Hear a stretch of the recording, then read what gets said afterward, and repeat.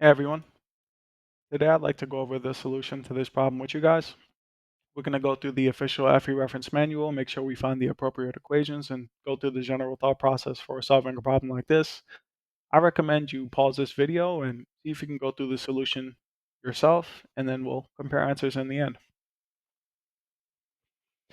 Okay, so what we have is a 4-meter long beam with a constant internal shear. You see that constant internal shear is 2 kilonewtons in magnitude. It's built using equally spaced nails to a central vertical plank. You can see these two sets of nails here on the top and bottom. There's 40 nails in total. So that means 20 on the top, 20 on the bottom. And what we're looking for is the shearing force in each of these nails. Let's go ahead and transfer over to a clean sheet of paper. Okay, so when a beam has a shearing force applied, it induces transverse shear inside of the cross section. That transverse shear is 0 at the neutral axis, which is right there in the center, and it gets larger and larger. So there's some internal shear here at the section A, and it reaches a maximum on the outside. Our goal is to find what the shearing stress is, or we can use this concept referred to as shearing flow. Shearing flow is the force per unit length of the beam at this particular section. Now the shearing flow is just VQ over I, where V is the shearing force, Q is the first moment of area of the area that we section off, that we separate from this cross section in order to find the stress. So we'd separate everything above section A, we'd be finding Q with respect to the neutral axis of that area that I shaded, and I is the overall moment of inertia of this entire shape. So that's shear flow. If we compare that to the shearing stress, or the transverse shearing stress is VQ over IT, you can see that the units here are Newton per meter squared. And the only thing that's different between these two is the thickness term at the bottom. This is a Newton per meter. The thickness is just the thickness at this particular section here. So one represents a force per unit area, the other represents a force per unit length into and out of the page. That's because this tau xy is equal to tau yx. Okay, so if we have the shearing flow or force per unit length into and out of the page, if we multiply that by the total beam length, then we'll get the total force inside of that plane, that section A, along the entire length of the beam. If we divide that by 20, there's 20 nails in the top and bottom, then we find the force in a single nail. Now Q was just VQ over I, and we have this L over 20 term. We have a few different terms to find, but before we do that, let's go ahead and check in the reference manual. Okay, first thing is that we know we're going to be needing some moment of inertias. So just note that the moment of inertia of a rectangle with respect to the x-axis is VH cubed over 12. So we're going to use that. In the mechanics and materials section, we want to look for transverse shearing stress. Transverse shearing stress is a stress inside of a beam.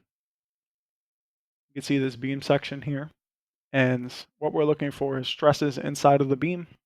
We see a transverse shearing stress here where they define some terms for us. The V is the shearing force at that section. The Q is the first moment of area that is shown here.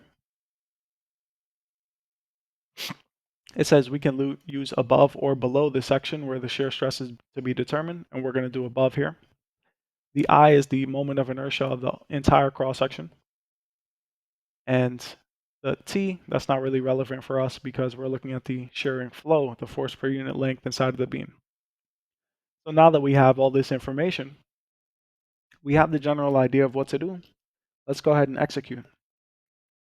Now, the first thing is that we need that Q. The Q is the moment of area with respect to the x centroidal axis. This is our centroidal x-axis.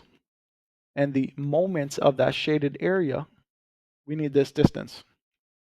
The distance to this centroid That is 4 plus 2. 4 from half of 8 and 2 from half of 4. So the Q is just going to be 6, which is the distance, times the area, which is 8 by 4. So that's Q. What about V? V was just the internal shear in that section. We're given it right here. That's the 2 kilonewtons. The length of the beam we're given is 4 meters. And the moment of inertia is the last term that we need. The moment of inertia of this section, if you saw my polar moment of inertia video, you could check it out. I'll link it right here. But if you saw my video there, what we did was we looked at this as an overall rectangle and we subtracted off these 2 smaller windows here.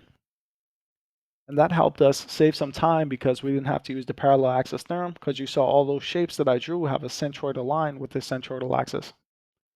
That's a quick tip. Now, the overall rectangle has a base of 8 and a height of 16. And we subtract off these 2 windows. The window has a width here of 2, or a base of 2, and a height of 8. 2 times 8 cubed over 12. And this 2 is just, that 2 is just because there's 2 windows. If we go ahead and plug in everything here,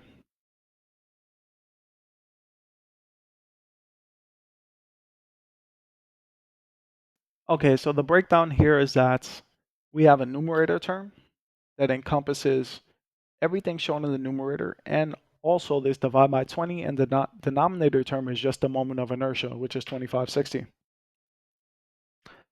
If we look at the units a little bit here, the units of V are in kilonewtons, the units of Q are in centimeters cubed, the units of I are centimeters to the fourth, and the unit of length is in meters. So all we need to do here is convert the meters to centimeters. We know that there are 100 centimeters in a meter, and that fixes the units to just be kilonewtons. So we just need to multiply the value that we get here by dividing 76.8 divided by 2560, multiply that by 100, and we get 3 kilonewtons. Now, if you remember, the choices were in newtons, so that means that the answer is 3,000 newtons.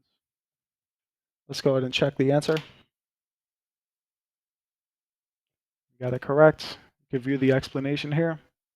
You can see that we referenced the manual here. If you're interested in my app, you can check for the link in the description. Use referral code Engineering Fundamentals to get a month free on your subscription. Now you can see that we went ahead and we looked at the concept of shear flow, which is the force per unit length in the beam. When we multiply that by the length, we get the total force in that section. Having the total force in that section, we could divide it by 20, plugging in the first moment of area, the moment of inertia, the length, and the shearing force in that section. We're able to compute the force in a single nail, which is around 3,000 newtons. If this video was helpful for you, please like and subscribe. Thanks for watching. Goodbye.